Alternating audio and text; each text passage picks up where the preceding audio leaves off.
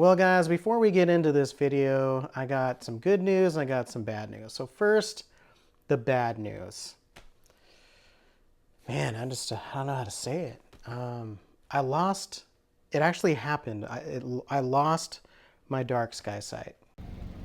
Well, isn't this a fine how do you do? Check this out. See all these fences?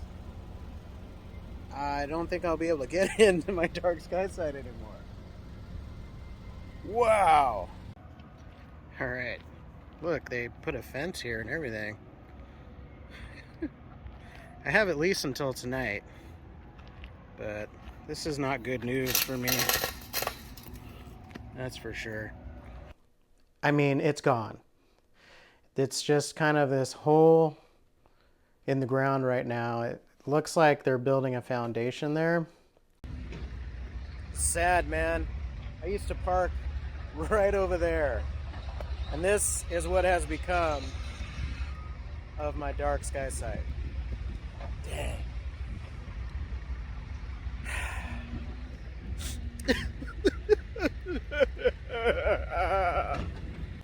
It's so hard to say goodbye to yesterday.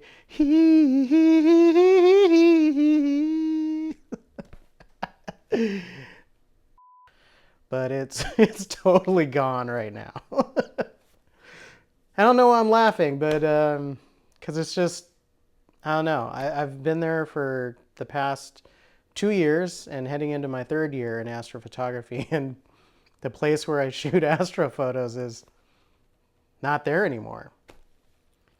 I've taken a little bit of time out to seek out a few places that I can do astrophotography from. And I tell you, trying to find a dark sky site is really, really hard. So here's this dark sky site I'm checking out. It's super bright, man. And look at all these street lamps and stuff everywhere. It's either too scary. Oh, bugs. Oh, bubble blizzards. Or weird things just happen. Alright, not sure if you guys can see this right now, but some dude just totally drove out into the field. Pretty sure you're not supposed to be out there. Whoa, he's driving down the hill.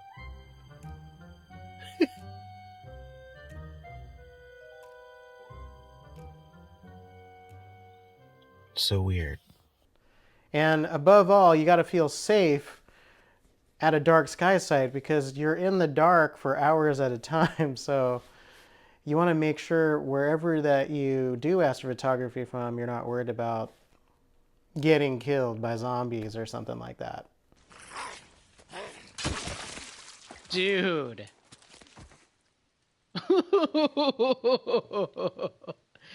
Dang.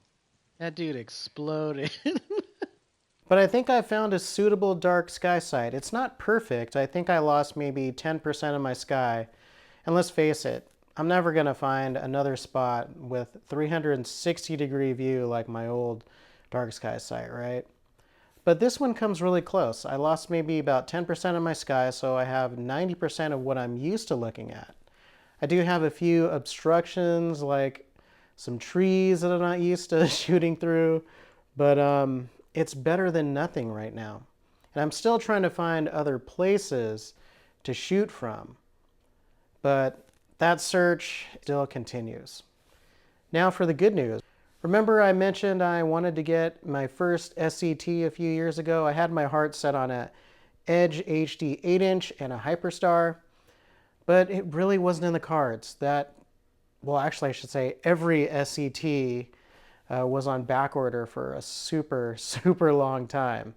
I mean, you just couldn't get them. And when you could, the prices of them went up. So like in 2021, the Edge HD went from $1,300 all the way up to $1,600. And then to get a Hyperstar on top of that, you were talking about another $1,000. So I just wasn't ready to spend that much on the hobby right now. But I got the next best thing. There's been a lot of talk about the C6. and Hyperstar. It is really a more affordable solution because the Hyperstar is about $499 for the C6. The only problem is the C6 is $839 right now. I actually got a deal on High Point Scientific. I got a C6 for $549, which is a lot better than $839, but it's still not a great price. But I was just thinking back to where I wish I had longer focal lengths and a Hyperstar, and I couldn't get anything, so I didn't want to let this deal pass me up, so I splurged a little bit, and I ended up getting a C6. But I have a few problems with the C6 in order for me to make it work. I have to mod a few things. So I did buy a HD8 ZWO EAF bracket because I plan to use autofocusing on the C6. But it looks like I'm going to need to widen the hole a little bit. According to Cloudy Nights, the hole in the coupler of the... Did you hear the dog? Dog. Dog barking outside.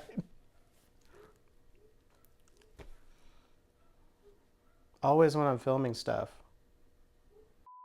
Apparently the coupler that comes with the ZWO bracket, the hole is a tad bit too small. So I'm going to have to widen that out. I also plan to use the C6 Celestron dew heater, and apparently Celestron uses an RCA jack for power. So that's not going to work with the ASIR, so I'm going to have to cut that baby off and solder on a new connection so that it'll work with my ASIR. I need a barrel connector for that. But other than that, I should be able to put together this C6 build quite easily. So before we go out and I introduce you to my new dark sky sight, let's put the C6 together.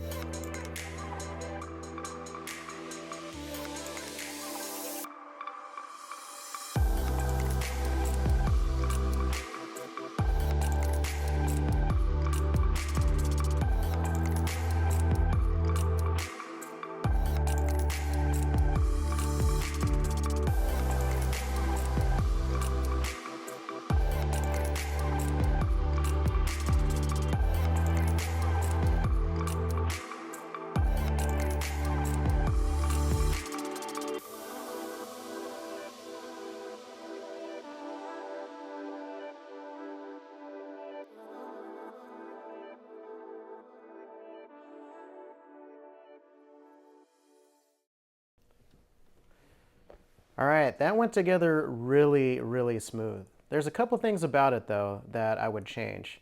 And I think the first thing I would do is remake that coupler and 3D print one that is about 5 millimeters shorter so I could fit my filter wheel on the back of that thing, because I'm going to use that scope at f6 at some longer focal lengths, and I think I can get my mini electronic filter wheel to fit on there with full rotation. It'll fit on there with the coupler where it's at right now, but I want full rotation on it. Also, I did buy last year, when I thought I was getting the Edge HD8, the extension tubes that went along with the HD8. I bought a new set, well, the one set for the C6, and it's actually the same spacing. So it's actually the same spacer under a different model number. But I think I'm going to use the orange flange, I guess you can call it, or nut on this build. Kind of a, hey, I'm going to use it because I bought it for the Edge HD that I never got, kind of thing. At the same time, I bought a universal astro case from OPT thinking I was going to get an Edge HD8, and no matter how it fits, I'm going to fit the 6-inch in there. And I'm glad it actually happened that way, because my C6 actually fits in there perfectly. I can get it in there with the focuser on. I don't need to take it off. I can zip it up. But here's the cool thing about it. I can fit the Hyperstar in its box in the same bag with my Astrocam. And the pocket that's in front of the universal Astro case, I can put all my cables in it. My filter wheel fits in there. My extension tube fits in there.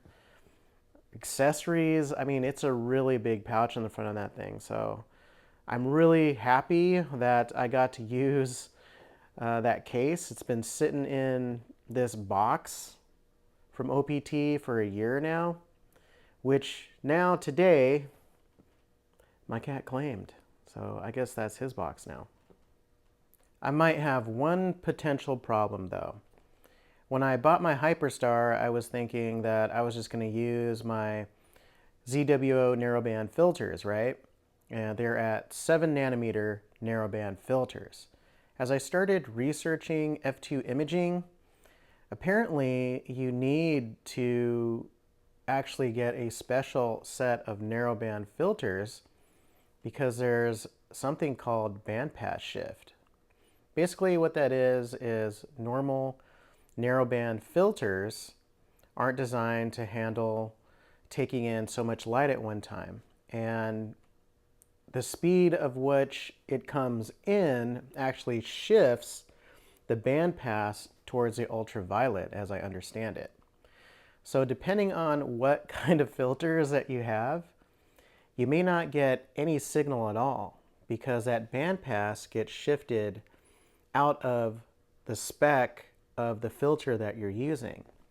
Not so much on the O3, but I guess you'll notice it on the S2 and also the HA filters. Thing is I don't have f2 imaging filters. I just have the normal ZWO narrowband filters, right? But here's the thing, I've been imaging with those filters at f2 on my camera lens setup for quite some time right now, and with amazing results. With the information that I know now about bandpass shift, I might be getting a little bit, maybe I'm noticing it, but the thing is I'm still getting data, and really deep data too. I mean, I put together this photo of the Christmas tree cluster and the Rosette Nebula in an hour and a half. And that's kind of my imaging time with that setup, is I can put together these kind of epic wide field shots in an hour and a half. And I'm really satisfied with, right? But now I'm paranoid that I won't get anything out of this setup, you know, just because I'm using SET, even though I'm expecting similar results, and I'm sure I'll like them. But now I'm thinking about getting a nice set of f2 imaging filters. But what's a guy to do, right? I mean, those filters are super expensive, right? I mean, a set at, I think, 3 nanometers. Like, if I'm going to do it, I'm totally going to upgrade and probably, you know, get a set of 4 nanometer or 3 nanometer ones so I can get a little bit more contrast. That could be anywhere from $800 to $1,000 depending on what type of filter you have. So I reached out to ZWO, right, to see what they had to say. And wait, it's on my phone. Hold on. Let me open up the email, see what ZWO said. So this is from Simon at ZWO. He says, I said, will your narrowband filters work at f2? If so, what is the transmission at f2? So I just kind of wanted to know if it was possible, number one, and how much light I would actually get. And Simon from ZWO writes this back. He says, dude. No, he didn't say dude. He goes, bruh. No, I'm just kidding. He didn't say bruh. Wouldn't it be cool if he did? It'd be so funny if he did. Bruh. No. He said, no, I would not shoot below f5 with our filters. They are not designed for fast optic systems. These need more specialized filters. Thanks. I mean, they make it sound like I'm going to burn a hole right through the filter, right? So, I mean, what's a newbie astro imager supposed to do when he's got this setup? I'll tell you what he's going to do. He's going to do it anyways and see what he gets, right? And I've seen so many videos where hardly any signal came through, but those were all with one-shot color cameras, right? I think I have a better shot at, get it, better shot. Sorry, that's bad. I think I have a greater chance of getting data using monochrome, number one, because I am a monochrome shooter. And because it's going to take in more signal anyways. And maybe that's why it's working really well with my other F2 system. But we're just going to see what comes out of this. I think that's going to be really fun to see if I can take a budget set of narrowband filters, the ZWO filters at 7 nanometers, and get some type of photo out of it in an hour and a half, because that's essentially what I want to do. I want to shoot in each filter for 30 minutes and get a photo.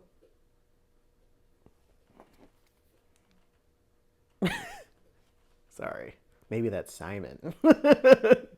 And get a decent photo at the end of the night. Either be happy with that or add to it a different night. Because I'll tell you what, the reason why I got Hyperstar in the first place was because of last year's astro season.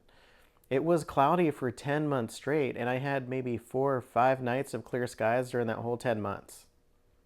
So I want to make the most of my time. I kind of gave up on trying to get an Edge HD8 with Hyperstar back in the day. It's like, oh, I don't need it. And then this astro season came. Like, I want to make sure that I'm making the most of my night. So it was worth it to me to spend the money to get Hyperstar. So anyways, I guess let's go out and test this scope, shall we? I think we should, yeah. Well guys, welcome to the new dark sky site. I'm really excited tonight because this is my first night I'm going to be shooting with Hyperstar. I'm really curious to see how these ZWO narrowband filters perform under these conditions. But again, I've been shooting at f2 for quite some time, so I think I'm gonna be delightfully surprised. Delightfully surprised, what the heck, man? All right, I'm underway right now. I've got a couple subs under my belt, and they're actually looking really good. I mean, I'm really surprised, especially for using normal filters, I guess. I just never realized that you needed specialized filters until I started researching it. So, definitely going to get some high-speed filters, but for now I think this is actually turning out pretty well. I'm going to try and expose this area of the Bubble Nebula and Lobster Claw in an hour and a half. See how much data I really get. I guess that's the true test. But other than that, it's looking really, really good. Can't believe it's already the end of summer. I can see the Pleiades just rising in the east right now, and Perseus up there. It's taking a couple more months, we're going to be seeing Orion. Actually, we see Orion now, you know, really early in the morning, but I'm not looking towards that. I'm not looking forward to that, you know, cloudy winter, but, you know, I'm somewhat hoping that since last year was so cloudy, that this year is going to be better. But it's kind of the reason why I bought Hyperstar too, so I can make most of my time out here, even if I only have an hour or two. But I tell you what, I've been really enjoying these nights.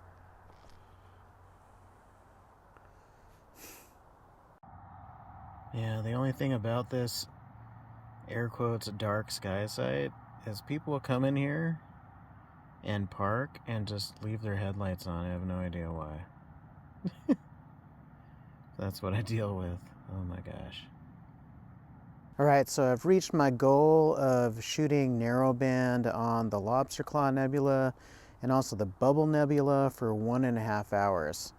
I have 1 hour left, so I'm going to do a challenge target and get the Triangulum Galaxy. I'm going to try and shoot in HAGB, and I'm going to expose it for, I think, 15 minutes per filter.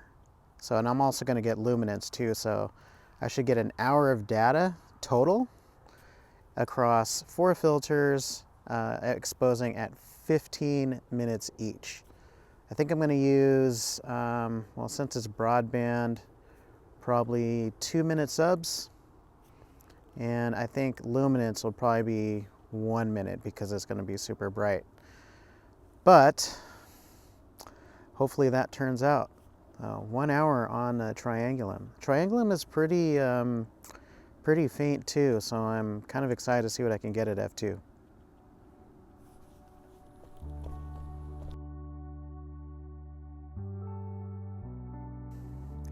Okay, so I'm packing it in at about 2.5 hours for the night. I think that's the shortest imaging session I've ever had. Not really sure I got enough data. It looks a little faint, but I guess we'll kind of see what happens in post. So I guess that's it for tonight, and I'll see y'all in the morning.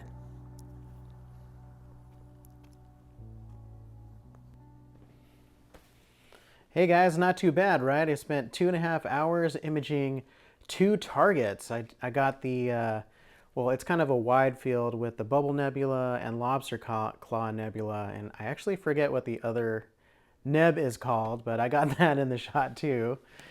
And I spent a little bit of time, 1 hour on the Triangulum, right? And those conditions were pretty similar to what I get during the winter and also the fall, so it was kind of a nice test for Hyperstar.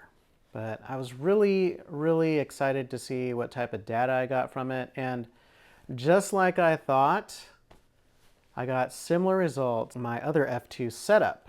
So it works on this setup too, which made me really happy. I got tons of signal, guys. I got tons of signal in hydrogen alpha, sulfur 2, and oxygen 3. And from my experience, this area of sky is really faint. And you have to actually expose it for quite some time to get anything to turn out. Now, do I think my system is at its full potential? No, I don't, all right? But what I think is happening is because these ZWO filters are 7 nanometers, I am still getting some bandpass shift, but because it's kind of at a wider bandpass, it's shifting, but it's still within range of the signal I'm trying to capture, right? I think it's made it a little bit more contrasty though. So maybe my 7 nanometer filters are at a more narrower bandpass because of bandpass shift. So am I going to get f2 filters? Yes, I'm totally going to get f2 filters for sure, because I want to make sure that I'm getting the proper amount of light to my setup. So, because, you know, why image at a nerfed kind of, with a nerfed kind of setup, but I'm not in any rush to get them right now because I am getting good data, I'm getting clean data, and I don't know, it's really wonderful to just go out there for an hour and a half and get the Bubble Nebula, #1, and the Lobster Claw. Just in one go, which is amazing. And it's probably something I can add to later on because, I don't know, it's just a cool target to get. The Triangulum for an hour actually surprised me too. I got a ton of data with RGB, right? Well, HAGB. right, and luminance. You can actually see kind of the dark nebula or dark dust kind of swirling into the triangulum, which is really cool. This is the first time I've actually shot the triangulum, so that's, I think, I mean, I tried, man, when did I try? I tried during my first year, and it was just way over my head to get it. So it's nice to circle back and actually get it, but get it with a lot of data on there. So I don't know. Hyperstar is super cool. I can't wait to try this setup at f6. You know, it's going to give me a focal length about 1,000 millimeters. And depending on what type of camera I put in front of it, I'm going to have tons of zoom in up close and personal style on, you know, some of those deep space nebulas and galaxy. I just hope that my image scale will work out. But I guess that is a story for another video. Well, guys, I know this video was really long. If you made it to the end, let me know. And I guess, thank you for joining me. And I guess I'll see you in the next one. All right. Peace.